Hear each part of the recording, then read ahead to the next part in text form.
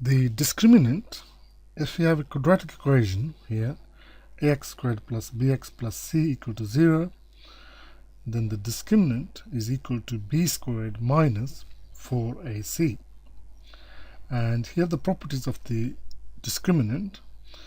If the discriminant is a perfect square, we can factorize the equation into two linear factors.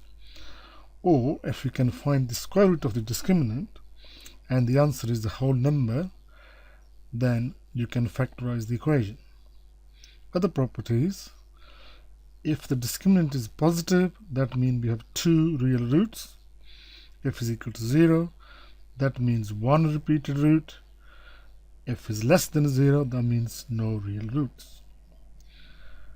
Now we do some examples.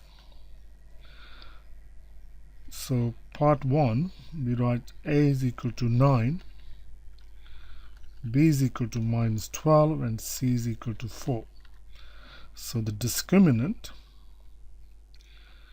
b squared minus 4ac, so we have minus 12 squared minus 4 times 9 times 4.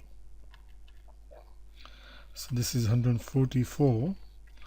Take away 144 and the answer is equal to 0.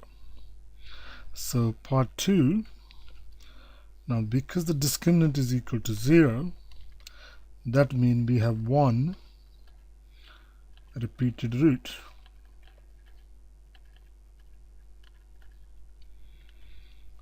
Now we can show you a sketch of this curve. Now because of one repeated root, this means the curve only touched the x-axis at one place. So here we have one answer and it's repeated. Example 2, a is equal to 5, b is 6, c is equal to 2. So the discriminant, b squared minus 4ac, 6 squared minus 4 times 5 times 2, so that's 36. Take away 40, the answer is minus 4. So the discriminant is negative, it's less than 0, means no real roots. I will show you a sketch of this curve. Because there's no real roots, that means the curve does not touch or cross the x-axis. So the curve is going to be just above the x-axis, or if the other way around, it will be below the x-axis. It does not touch or cross. Example 3, a is equal to 3, b is equal to minus 7, c is equal to 3.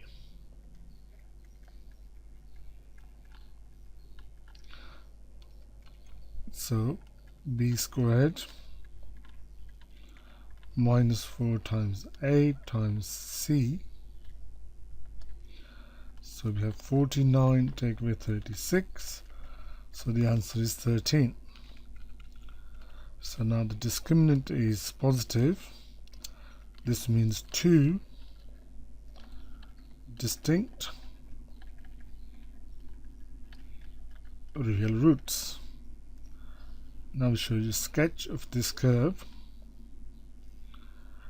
Now because we have two real roots, that means the curve crossed the x-axis twice.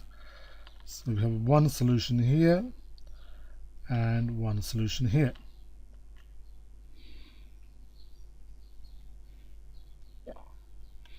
Example 4.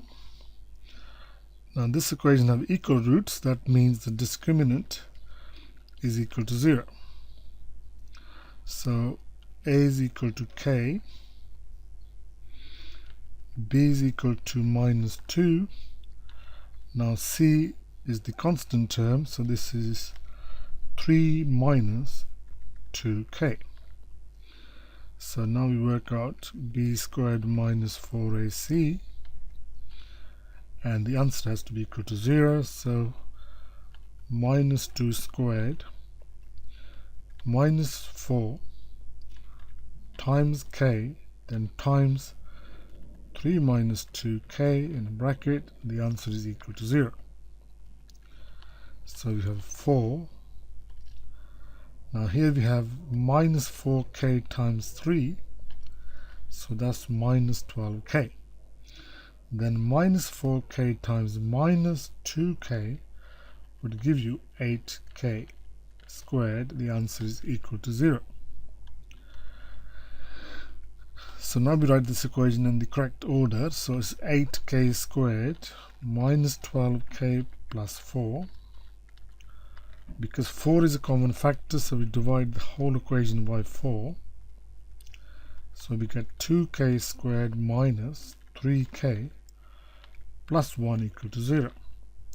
Now if we work out the discriminant of this equation and is equal to 1, that means we can factorize it. So it's 2k, factors of 1, but they add up to negative, so it will be minus 1 minus 1. So we get two solutions, k is equal to half or k is equal to 1. Now we do example 5. So we write a is equal to 3, but b, because this equation needs to be rewritten, is 3x squared plus in a bracket k minus 1 x plus 3 equal to 0. So the coefficient x, which is b, is k minus 1. c is equal to 3. So the discriminant b squared minus 4ac,